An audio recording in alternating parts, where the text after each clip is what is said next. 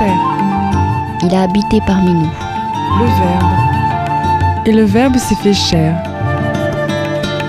Il a fait son casque côté la note.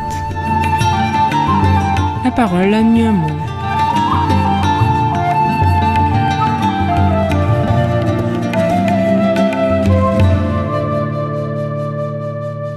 Évangile de Jésus-Christ selon saint Matthieu. En ce temps-là, Jésus disait à ses disciples : « Je vous le dis, si votre justice ne surpasse pas celle des scribes et des pharisiens, vous n'entrerez pas dans le royaume des cieux. Vous avez appris qu'il a été dit aux anciens : Tu ne commettras pas de meurtre, et si quelqu'un commet un meurtre, il devra passer en jugement. Eh bien moi, je vous dis, tout homme qui se met en colère contre son frère devra passer en jugement. Si quelqu'un insulte son frère, il devra passer devant le tribunal. Si quelqu'un le traite de fou, il sera passible de la géhenne de feu. Donc, lorsque tu vas présenter ton offrande à l'autel, si là tu te souviens que ton frère a quelque chose contre toi, laisse ton offrande là, devant l'autel, va d'abord te réconcilier avec ton frère, et ensuite viens présenter ton offrande. Mets-toi vite d'accord avec ton adversaire pendant que tu es en chemin avec lui, pour éviter que ton adversaire ne te livre au juge, le juge aux gardes, et qu'on ne te jette en prison.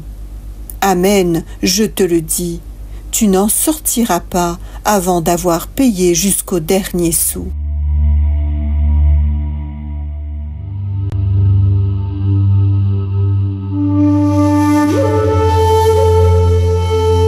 Des petits mots pour avance pli devant. Et causement pour rouvre le cœur. Ce passage de l'Évangile selon saint Matthieu fait partie du sermon sur la montagne.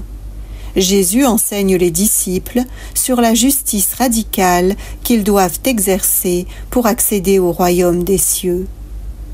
En effet, Jésus déclare que la justice des disciples du Seigneur doit dépasser celle des scribes, qui sont pourtant les grands spécialistes de l'interprétation de la loi mosaïque, et dépasser la justice des pharisiens, qui sont des modèles reconnus pour l'observance de la loi à la lettre près. La justice des anciens consistait à dire « Tu ne commettras pas de meurtre », et si quelqu'un commet un meurtre, il devra passer en jugement. Voilà que Jésus, de par son autorité absolue, perfectionne cette loi en déclarant « Eh bien moi, je vous dis, tout homme qui se met en colère contre son frère devra passer en jugement. » Et Jésus prend l'exemple de celui qui insulte son frère en le traitant de fou. Ainsi, la colère, qui passe pour être bien moins grave que l'homicide, devient un motif de condamnation éternelle dans la géhenne de feu. Car celui qui siège au tribunal, c'est le Seigneur, qui viendra dans la gloire pour juger les vivants et les morts. La disproportion étonnante entre la faute de la colère et la condamnation éternelle est volontairement saisissante, pour provoquer un sursaut des consciences et la transformation des cœurs. Mais il faut aussi comprendre que la colère blesse la charité et qu'elle porte en elle le germe de l'homicide. Pour bien éclairer ses disciples, Jésus raconte ensuite une courte parabole, celle de l'homme qui, ayant un ennemi, devra vite aller trouver avec lui un terrain d'entente, c'est-à-dire de réconciliation. Et l'histoire ne dit pas si le motif de la plainte de l'ennemi est valable ou pas. Mais Jésus avertit que le risque encouru, c'est d'être convoqué devant le divin juge, puis emmené aux gardes qui traîneront l'accusé dans la prison éternelle.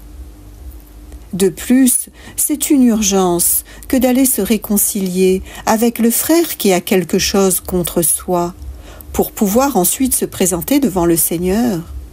car c'est un Dieu qui ne tolère pas l'hypocrisie des cœurs de ceux qui font semblant d'être justes.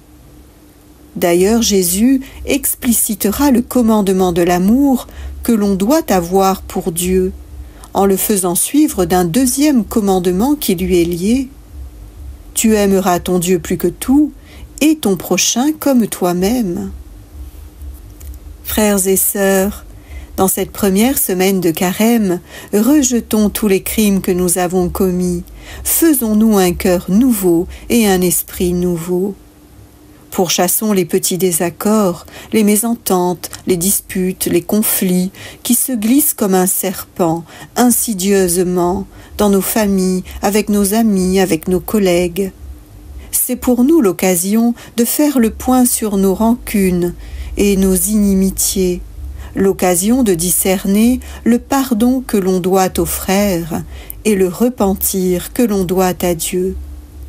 Et quand le pardon aux frères est difficile, voire impossible, demandons au Seigneur de venir pardonner en nous, et lui fera le divin façonnage de notre cœur, pour que nous soyons capables, au moment favorable, de faire la paix.